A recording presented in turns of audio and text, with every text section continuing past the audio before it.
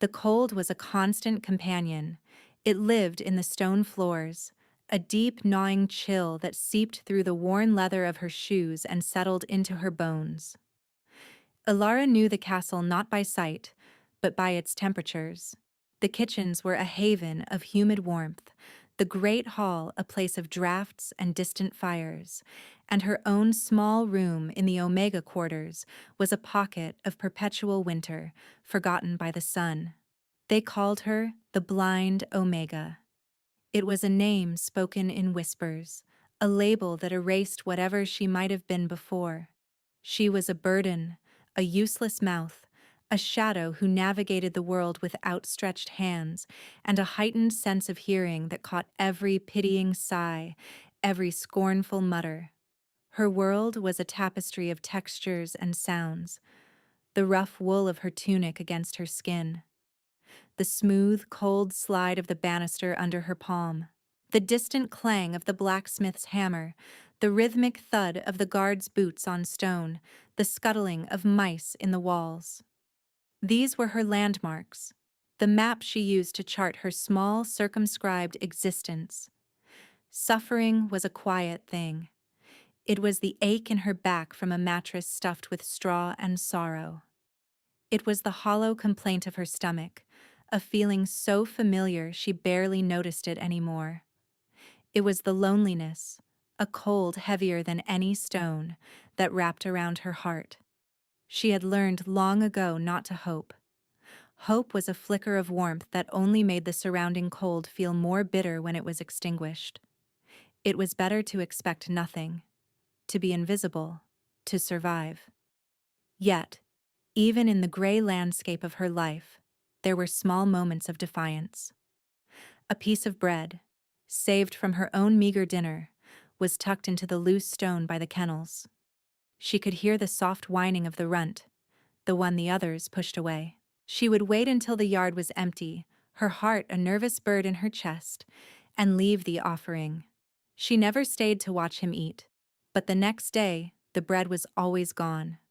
It was a secret act of kindness in a world that had shown her none, a rebellion of one.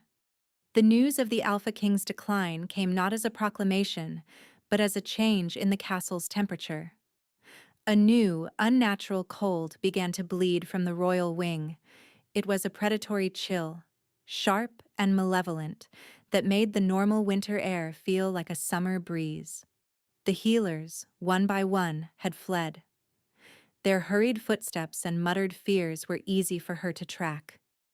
They spoke of a frost that grew on the Alpha's skin, of a curse that devoured warmth, of a death that was slow and absolute. Ilara felt a distant, impersonal pity. The Alpha King, Kalin, was a figure of legend, a creature of violence and power she could scarcely imagine.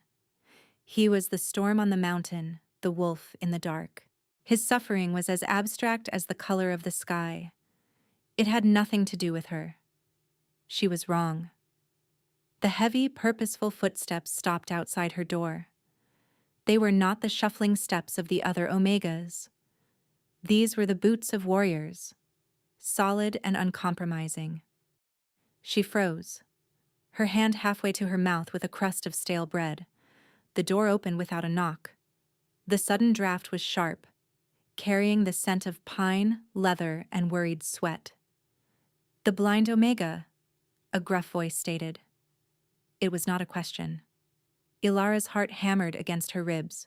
She said nothing, pulling her threadbare shawl tighter around her shoulders. Silence was her only shield. "Lord Malachi's orders. You're to come with us."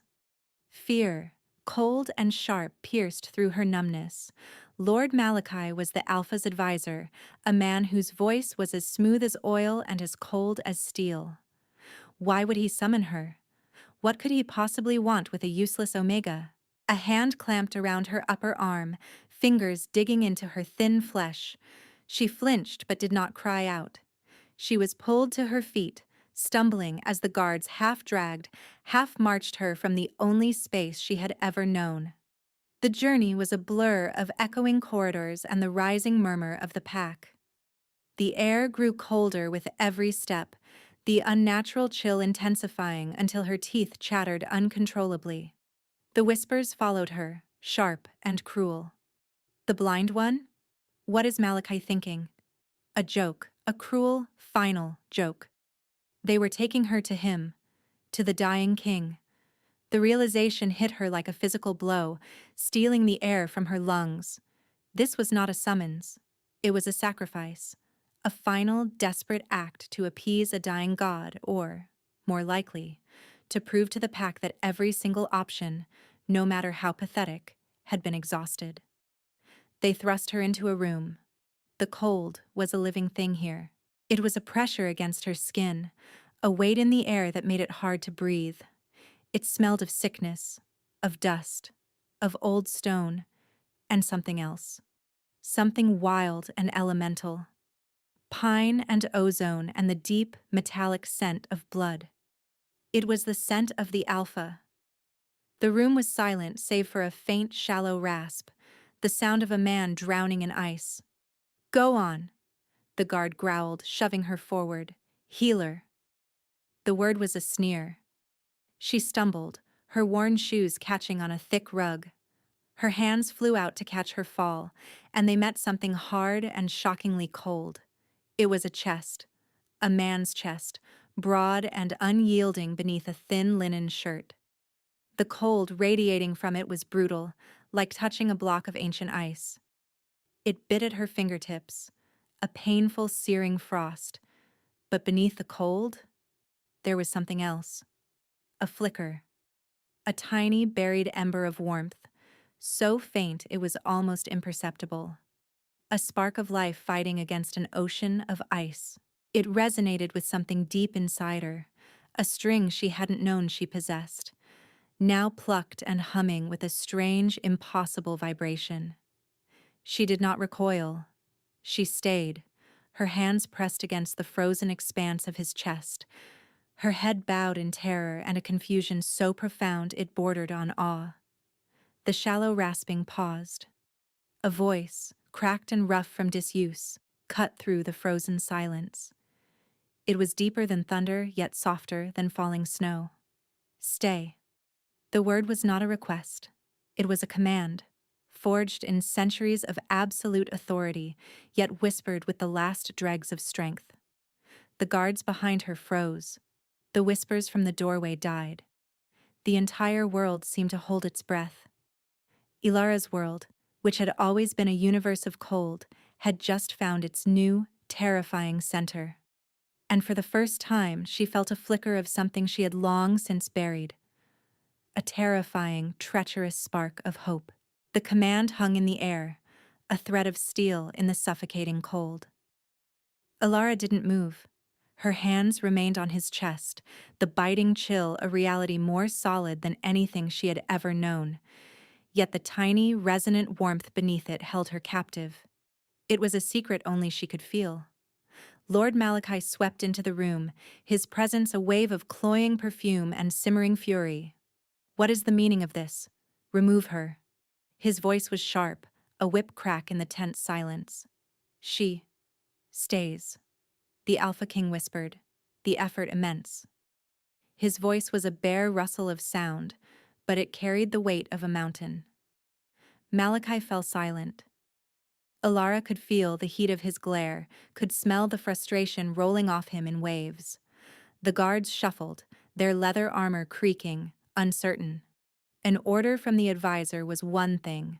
A direct command from the Alpha, however weakened, was another entirely. Finally, the advisor spoke, his voice tight with forced deference. "As you command, my Alpha."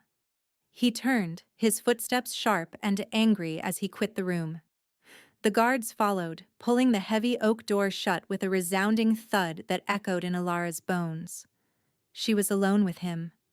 The thought was paralyzing. She was alone with the monster from the stories, the beast who had torn his enemies apart with his bare hands. She slowly, carefully, began to pull her hands away from his chest. "No." The word was stronger this time, a low growl. "Don't." Her fingers froze, hovering just above the linen of his shirt. "You're Touch, he rasped, each word a struggle. It stills the ice. Her touch? Her useless fumbling hands? She thought of the calluses on her palms from scrubbing floors, the nicks on her fingers from peeling vegetables. How could they do anything but offend him? She was nothing, a blind omega. I don't understand, she whispered, her voice trembling. It was the first time she had spoken. A long silence followed. She thought perhaps he had fallen unconscious again. Then his voice came, quieter still. Neither do I. And so began the arrangement. She was moved from her cold cell in the Omega quarters to a small Spartan room adjoining the Alpha's royal chambers. It was a cage, but a warmer one. A fire was always lit in the hearth, and the servants, their faces a mixture of fear and contempt, brought her meals she could have only dreamed of before. Her duty was simple and bizarre. She was to sit with him, sometimes for hours. He rarely spoke. He would lie in his massive bed, the unnatural frost creeping over the furs that covered him, and she would sit in a chair beside him. When the cold became too intense, when the rattling in his chest grew louder, he would gesture weakly with his hand. Closer. She would rise, her legs shaking, and approach the bed. Hesitantly, she would place her hand on his arm, or his shoulder, or his chest.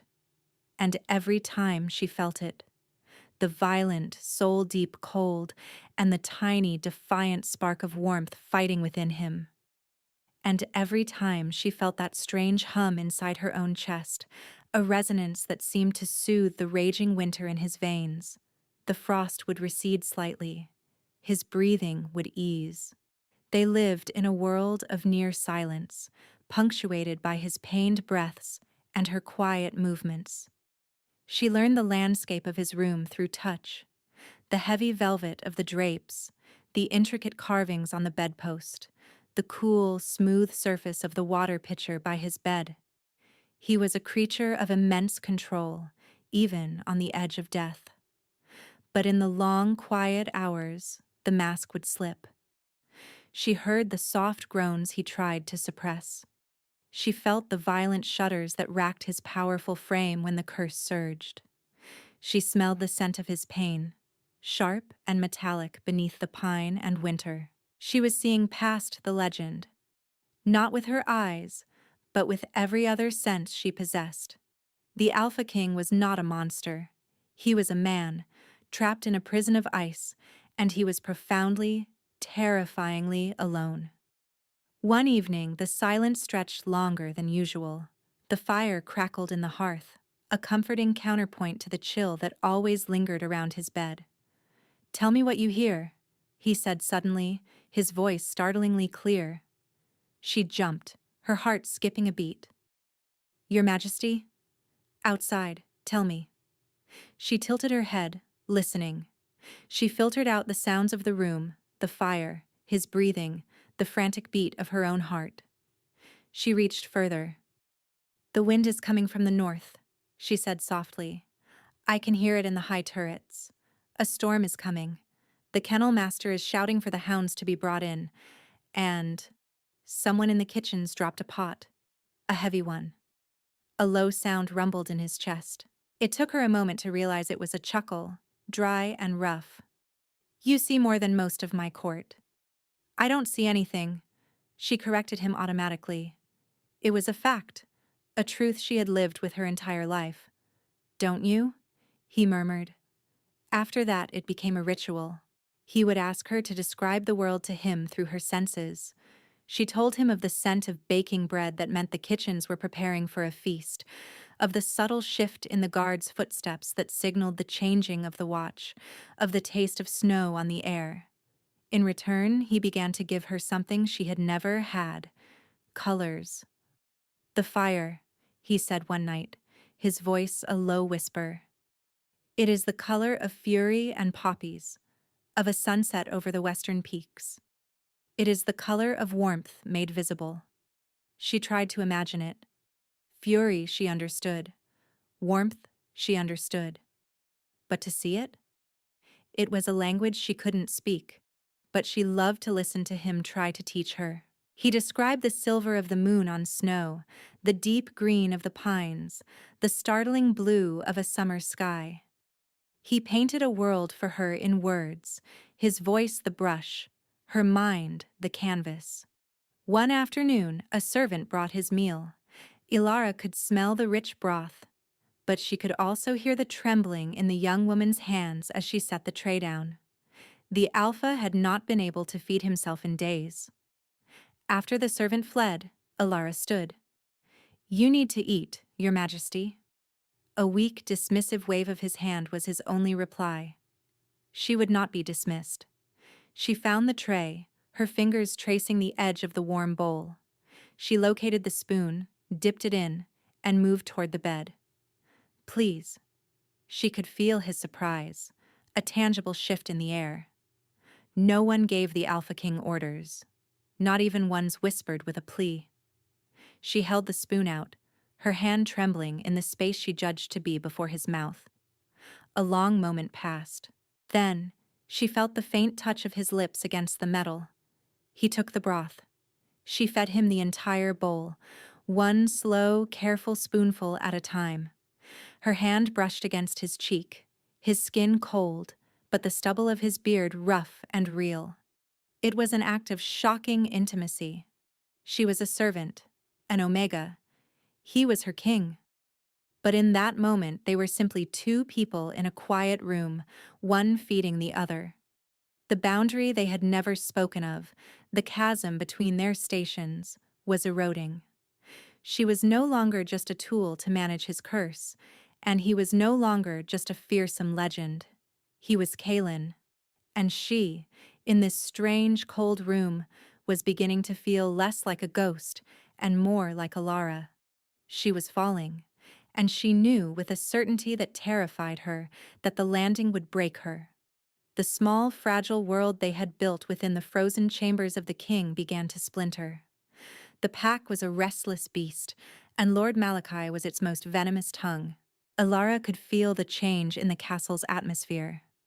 The whispers that had followed her arrival now became a low, constant hiss of suspicion.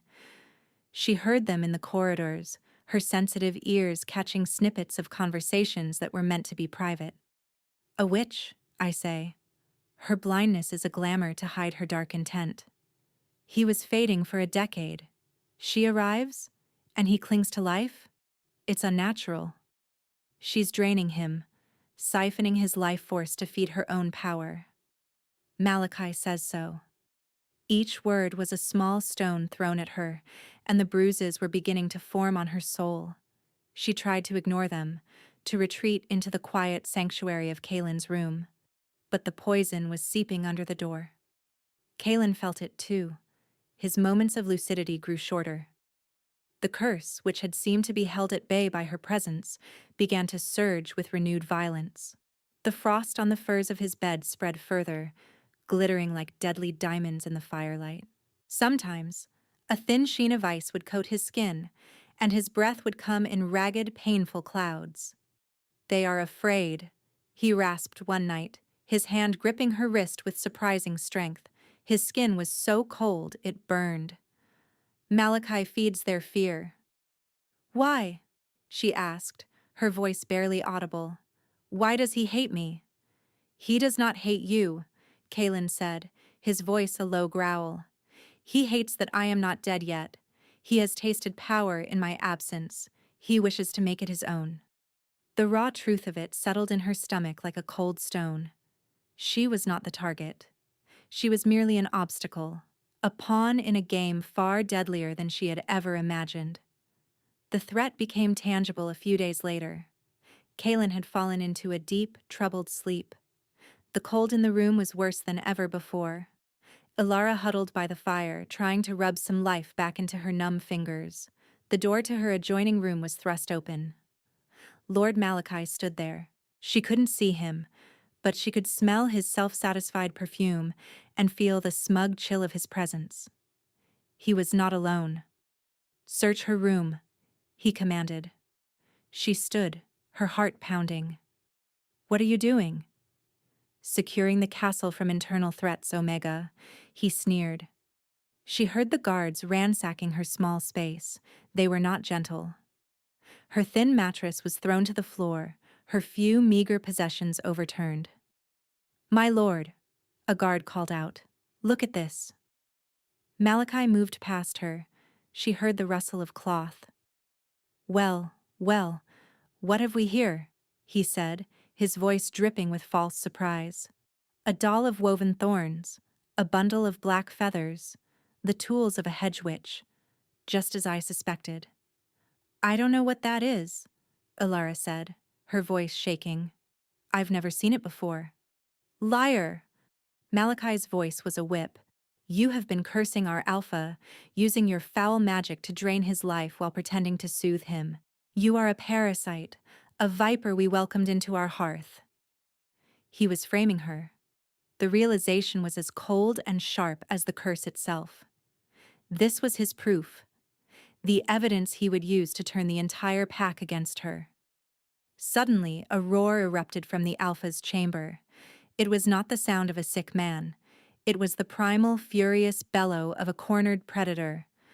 The sound shook the very stones of the castle. "Get out!"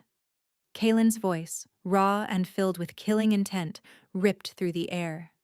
Malachi and his guards stumbled back, their bravado evaporating in the face of the Alpha's pure rage. They fled, leaving Alara standing alone, trembling in the wreckage of her small room. She went to him.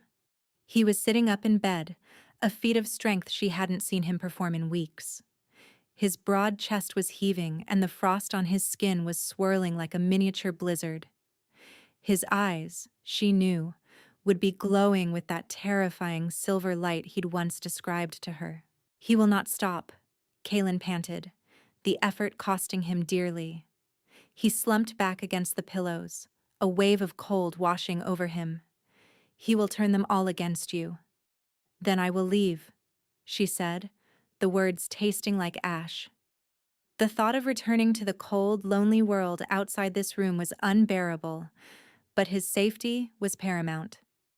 "I will not be the reason they turn on you."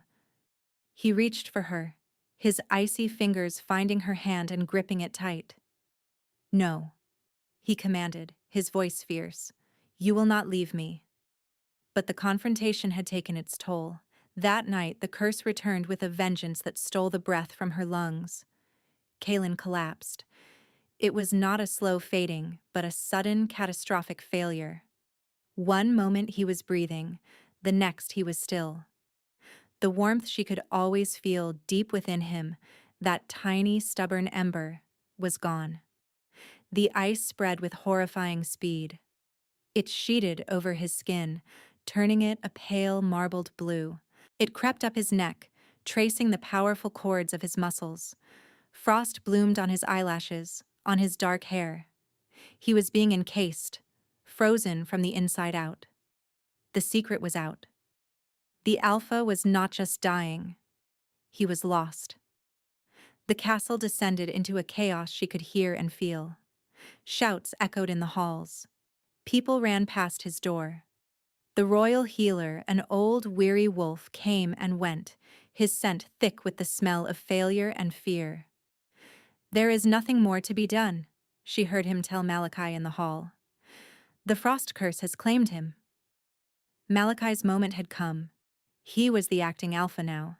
His voice, once smooth and oily, was now loud and commanding, ringing with triumph.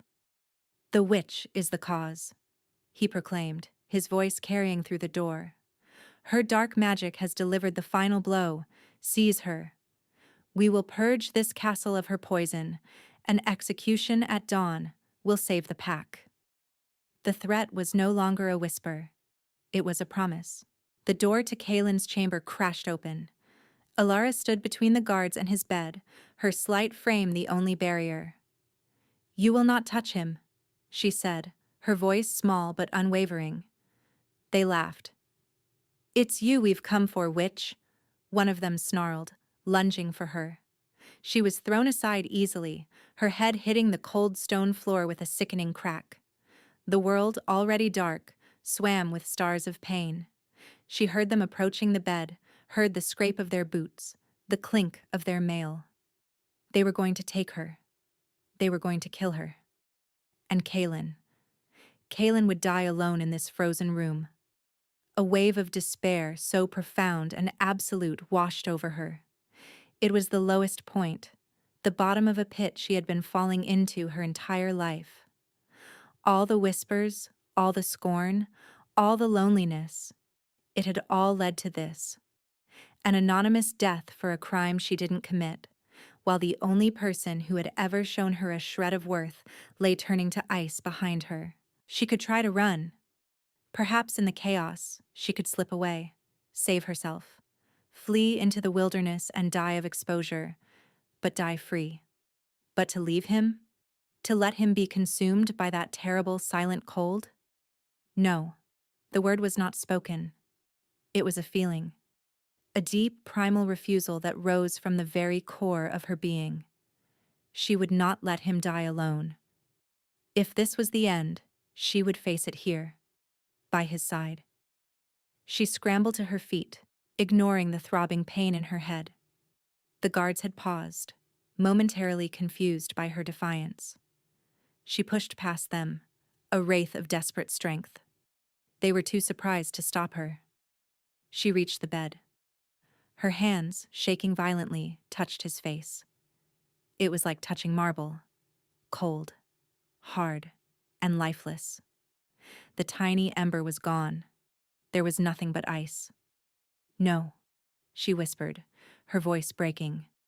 She leaned over him, her tears falling onto his frozen cheek, where they instantly turned to tiny crystals of ice. She clung to him, pressing her face against his chest, trying to impart some of her own meager warmth into his frozen form.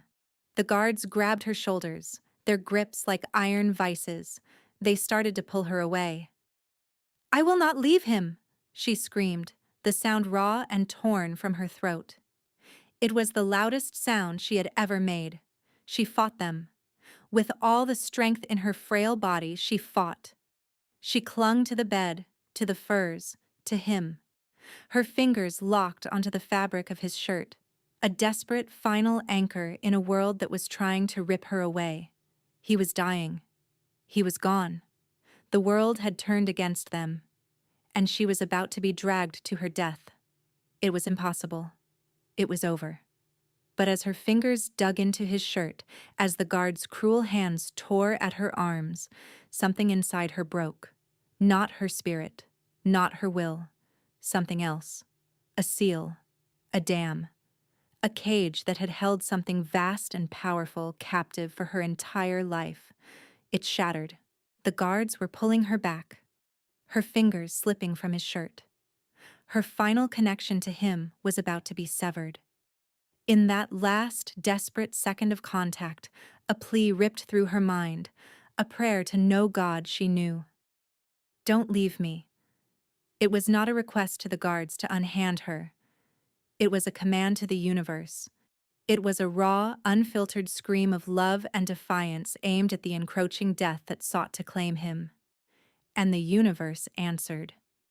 A warmth, sudden and shocking, erupted from her hands. It was not the gentle heat of a fire. It was the incandescent fury of a star being born. It surged from her palms, down her arms, and into the frozen form of her alpha. A wave of golden light, so brilliant it was almost a physical force, exploded from her. She couldn't see it, but she felt it. She felt it as a symphony of pure life, a cleansing fire that had nothing to do with destruction and everything to do with creation. The light slammed into the guards, throwing them back against the far wall with concussive force. They collapsed in a heap of stunned, groaning metal. The room, once a pocket of Arctic death, was instantly filled with a profound, sacred warmth. Alara fell forward onto Kaylin's chest, the energy pouring from her in an uncontrollable torrent. The frost on his skin did not melt. It sizzled. It evaporated. It was annihilated by the sheer force of the life magic she was unleashing. She felt the curse fighting back. It was not a blind force of nature. It was a sentient, ancient cold, a thing of malice and hunger. It recoiled from her light, then surged, trying to extinguish the impossible flame that had ignited in its domain. Alara felt its icy tendrils trying to invade her, to snuff out her life as it had his. But her power, newly awakened and raw, rose to meet it. It was a battle fought in a realm beyond sight or sound, a war of pure energy, winter against summer, death against life. She pushed harder, pouring everything she was into the touch, her memories of loneliness, her small acts of kindness, her burgeoning love for the broken man beneath her. It all became fuel for the golden fire. She was no longer Alara, the blind Omega. She was a conduit for life itself. With a final silent scream of defiance, her power surged one last time. She felt the ancient cold shatter, its essence dissipating like mist in the morning sun. The light faded. The torrent of energy slowed to a trickle, leaving her utterly spent, draped over his chest. The room was silent, save for the crackling of the hearth and the ragged sound of her own breathing. And then another sound joined hers, a deep, steady heartbeat. Thud, thud, thud, thud. Strong and sure, vibrating through his chest and into her cheek. A hand, large and impossibly warm, covered hers. It did not push her away. It held her there, fingers lacing with her own. Kalen's voice, no longer a rasping whisper, but a clear, resonant baritone, filled the warm, quiet space. "I knew it was you," he said. Slowly, shakily, Alara lifted her head. The exhaustion was a heavy cloak, but the feeling of his warm skin beneath her palm, the steady beat of his heart, was a source of impossible strength. He was looking at her. She could not see his eyes, but she could feel the weight of his gaze, and for the first time in her life, it was not a look of pity or scorn. It was a look of reverence, of awe. "Ilara," he said, and the sound of her own name on his lips was a revelation. He had never used it before. The guards were stirring, groaning on the floor. Lord Malachi, who had been observing from the doorway, stood frozen, his face a mask of disbelief and horror. The proof of his lies was sitting up in bed, radiating not death, but a vitality that seemed to fill the entire room. Kalen's gaze shifted from her to the advisor. The warmth in his eyes vanished, replaced by a cold far more terrifying than the curse had ever been. It was the cold of a king's wrath. "Treason," Kalen stated, his voice quiet but carrying to every corner of the room. He swung his legs over the side of the bed, rising to his full, imposing height. He was not the weak, dying man of the past months. He was the Alpha King, restored and magnificent. He moved with the fluid grace of a predator. "You tried to murder your Alpha. You tried to murder my mate." My mate. The words struck Alara with the force of a physical blow. They settled into the hollow spaces inside her, filling them with a light as bright and warm as the magic that had just poured from her hands. Malachi paled, his composure finally shattering. "My Alpha, it was the witch. She is the Luna of this pack," Kalen interrupted, his voice like the crack of a glacier. "And you have threatened her. For that, there is only one price." He didn't shout. He didn't need to. He took a step toward the cowering advisor, and the guards, now scrambling to their feet, wisely stayed back. The king's justice would be his alone to deliver. Alara did not need to witness what happened next. The sounds were enough. Malachi's pleas, cut short by a final guttural cry, the heavy thud, and then silence. Kalen returned to her side. The scent of blood was faint on the air, but it was overshadowed by his own scent of pine and winter, now clean and crisp, no longer tainted by sickness. He knelt before her as she sat on the edge of the bed, taking both of her hands in his. "They told me my mate would be my cure," he said, his voice soft, "for her alone. A healer of impossible power, lost to the world. I searched for centuries. I never thought. He trailed off, lifting one of her hands to his cheek. He pressed her palm against his skin. It was warm, so wonderfully, blessedly warm. I never thought I would find you scrubbing my floors. Tears streamed down her face, but they were not tears of sorrow. I thought I was nothing, she whispered. You were everything. He corrected her gently. You were everything, hidden in the dark, waiting for me to find you. He leaned in and pressed his forehead against hers. It was a gesture of profound intimacy, of absolute equality. The world taught you that you were broken, but your soul was just waiting to be whole. She finally, truly believed it. The self-doubt, the shame, the worthlessness that had been her constant companions for 20 years, they crumbled to dust in the face of his conviction, in the warmth of his touch. She was not a burden. She was a miracle. She was his, and he was hers. I love you, she whispered, the words both a confession and a discovery. He made a sound, a deep, shuddering sigh of relief, as if he'd been holding his breath for 100 years. I love you, Alara, he said, his voice thick with an emotion that had nearly been frozen out of existence. And for the first time, it does not feel like a death sentence. He held her then, wrapping his powerful arms around her as she wept, not for the pain of the past, but for the overwhelming joy of the present. They were together. He was alive. She was whole. The ice had broken, and in its place a love as fierce and bright as 1,000 suns had begun to grow. 6 months passed, the seasons turned, chasing the last of the winter from the mountain pass. The castle, once a place of cold stone and colder whispers, had transformed. Under Luna Alara's gentle influence, and with the restored vitality of the Alpha King, warmth had returned not just to the hearths, but to the hearts of the pack. Alara was no longer the blind Omega. She was Luna Alara, the life-giver, the Alpha's heart. They spoke her name with reverence and a touch of awe. The stories of the golden light that had saved their king had spread like wildfire, cementing her place not as a consort, but as a power in her own right.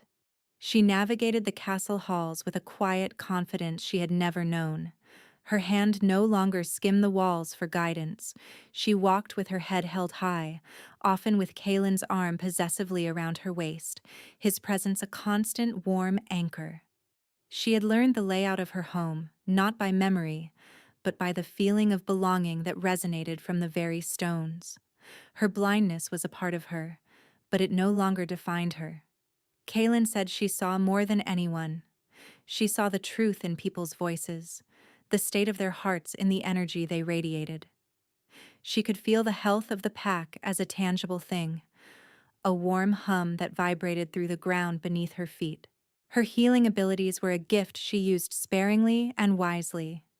She would help mend the broken wing of a hawk, soothe the fever of a pup, or ease the aching joints of an elder with a simple touch. But her greatest healing was reserved for her mate. She healed the centuries of loneliness that had carved canyons into his soul. One bright morning, Kaelin led her to the high balcony off their chambers. The air was warm, carrying the scent of pine needles and damp earth and the distant perfume of mountain wildflowers. A gentle breeze played with her hair. "What do you feel, my love?" he asked, his voice a low rumble against her ear as he stood behind her, his arms wrapped around her. She smiled, leaning back against the solid wall of his chest. "I feel the sun. It's the color of hope today." He chuckled, the sound vibrating through her. "It is. And the sky is a shade of blue so deep you feel you could fall into it forever." He continued to paint the world for her with his words, but it was different now. It was not a lesson, but a sharing. He described the vast green expanse of the forest below, the silver ribbon of the river winding through the valley, the snow-capped peaks in the distance that glittered like a crown. "Our lands are thriving," he murmured, his lips brushing the top of her head. "Because of you. You healed more than just me that day. You healed this pack. You healed this kingdom." She reached up, her hand finding his, their fingers lacing together. "We healed it," she corrected him softly. "Together." He fell silent, simply holding her. In the quiet, she could hear the sounds of their new world, the laughter of children playing in the courtyard below, the rhythmic clang of the blacksmith's hammer. No longer a lonely sound, but part of the castle's living heartbeat. The happy barking of the hounds. The runt she had once secretly fed was now the lead dog of the hunting pack, strong and loyal. He often slept at the foot of their bed, a furry, silent guardian. It was a small, perfect circle completed. She was no longer invisible. She was seen, truly and completely, by the one man whose gaze mattered. She was no longer worthless. She was the most precious person in the world to its most powerful man. She was no longer alone. She had found her pack, her purpose, her mate. She lifted her face to the sun, its warmth a gentle caress on her skin. She was still blind, but she was no longer in the dark. She was home. And it was more beautiful than any color he could ever describe.